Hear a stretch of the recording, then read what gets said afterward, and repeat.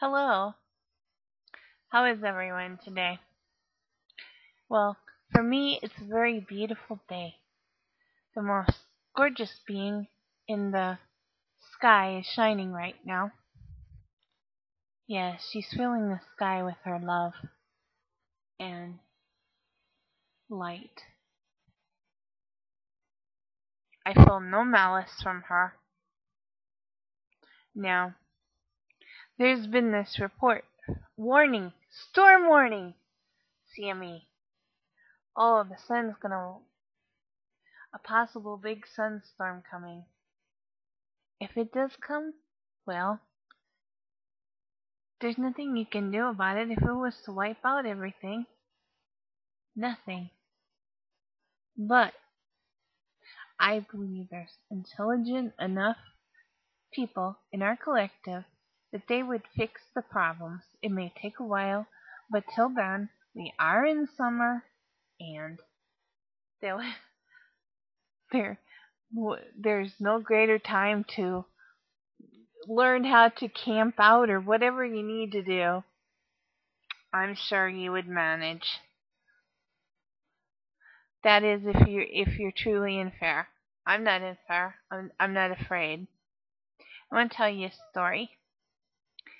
A couple of years ago, I was listening to a one of the on a YouTube channel about the sun and about water.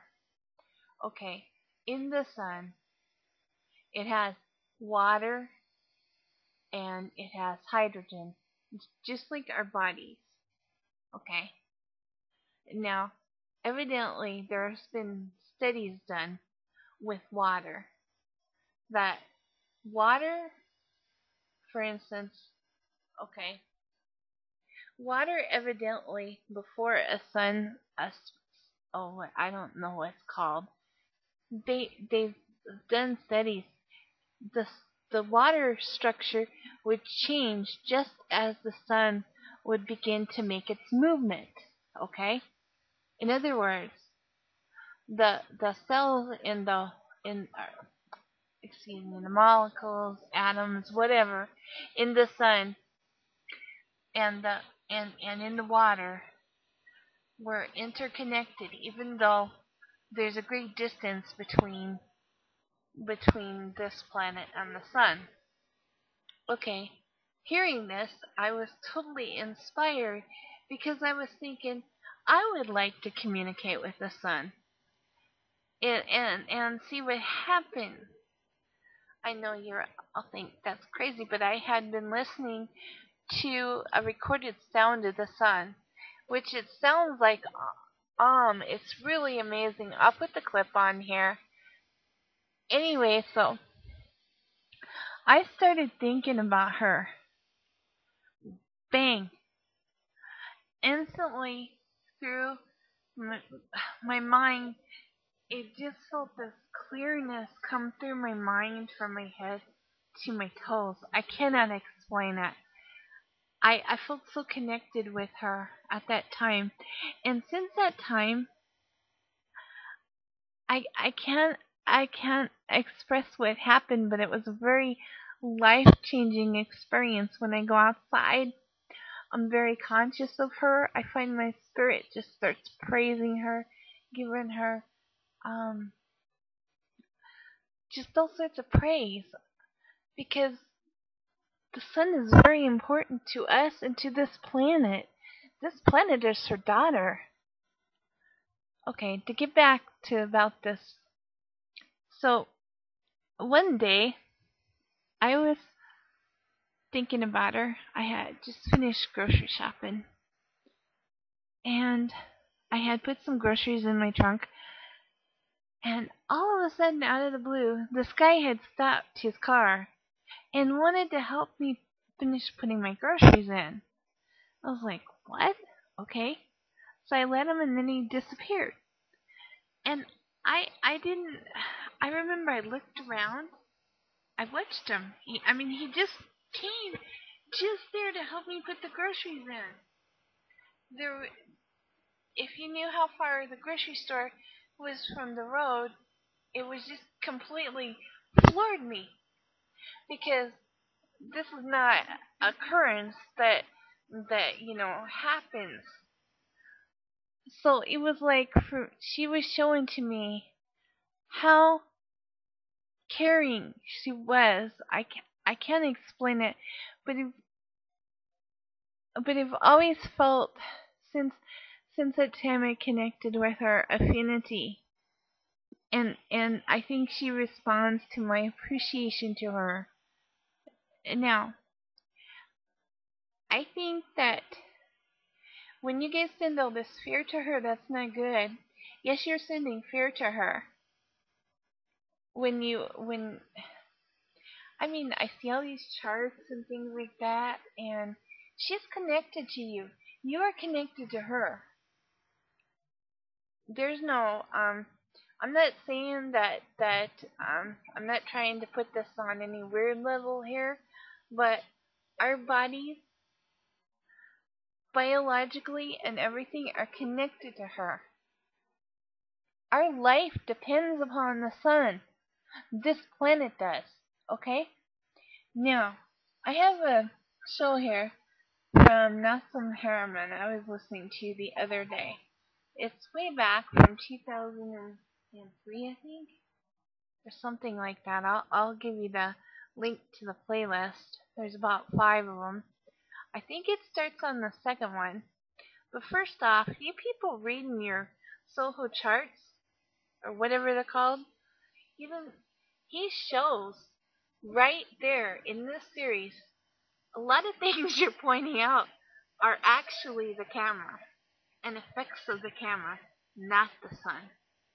Then he goes in and you can see how he reads everything. He shows first off about this body that was supposed to wipe out the planet. They thought it was going to wipe out the planet. It was so huge. It was, like he said, 2 or 3 times the size of Jupiter. And on the route, he said, by the force of it, it should have wiped out the planet. It did not. It did nothing to it.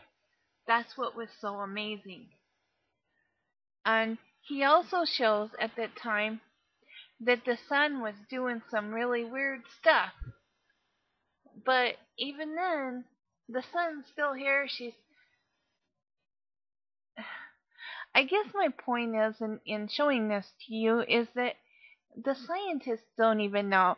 You can't take their word for everything they say that it's going to be bad or good or so you guys making all these predictions, you really don't even know either. I guess it's like it's like what how do I want to put it? And I'm sorry, I'm still very nervous speaking into this thing. Okay. It's like some of you still want to peddle fear in here. Like I was telling you the other day in here. If you're so afraid that it's the end of the earth, then rather than be in here, you should get. If you're so determined that this is the end of the earth, then you're really kind of wasting your time being here. I would think if I thought that, I wouldn't, I would have better things to do with my time. There's no end of the world coming, and I'll go in about. It's like I told you before, even with the Mayan calendar, which has been going on for thousands of years. It's just all fear that you guys are passing. It's not good, all this fear. I mean, is that what you want to feed your soul with, is constant fear? Sure, the planet has earthquakes, it has volcano eruptions and things like that. Part of it is because of the cycle it's on. But it's just like with Japan, okay? They had that large earthquake. They showed I remember seeing in one video, it was from a news source, and an expert was explaining that after the 9.0 earthquake, you can expect lots of aftershocks. I have been in an earthquake. I was in a major earthquake as a child. and yes, they are followed by aftershocks. And given the size of that earthquake, the aftershocks that you see in the 6.5s and all that were pretty much in line with what was to be expected. And they said that sometimes these earthquakes, they happen for months. Like the one, there was one that happened, a 6 point or something, over following the one in New Zealand. That was an aftershock. But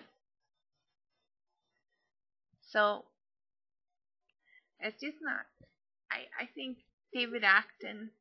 I think he gave a good analogy of the situation. It's just like with the finances.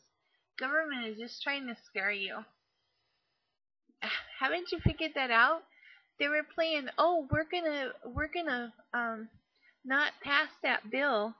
We're not gonna come to a deadline, so the government's gonna freeze. They do this garbage all the time. They probably won't even let the system fall, because if it falls, they will lose everything. Haven't you figured that out yet?